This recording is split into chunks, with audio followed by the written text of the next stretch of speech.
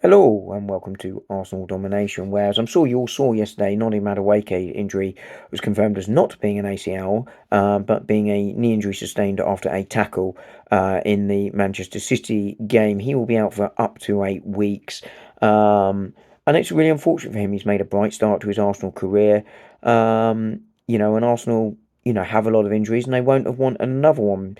The good news is that Bukayo Saka appears to be on his way back, and Arsenal now have some cover over there. But I do just want to very quickly sort of touch on, before I talk about how Arsenal sort of cope with this, the sort of reporting around this. Firstly, it wasn't an ACL. Arsenal never believed it was an ACL, and I think the reporting around this and sort of stoking that fear amongst the fan base was disrespectful and not on.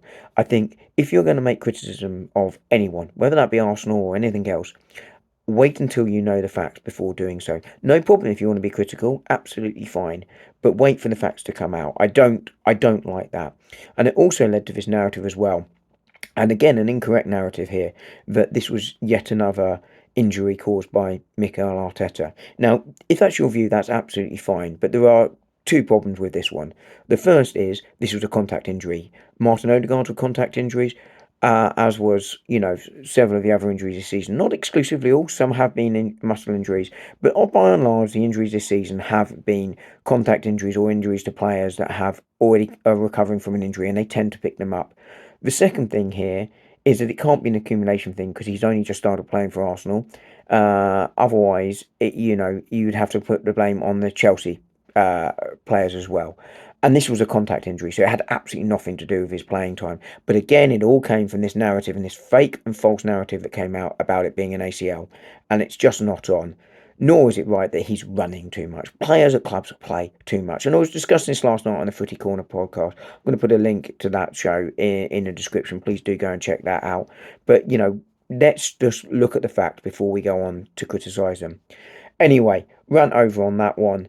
How do Arsenal resolve this? And I think the answer is that Bukayo Saka's return is the obvious one.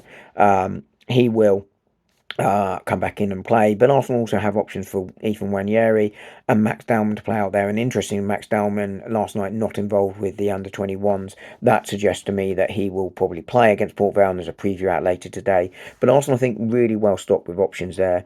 Wanyeri probably going to play for Odegaard mostly, but he can go out on the right. Eza can cover if Odegaard's still unavailable. Martinelli, other options.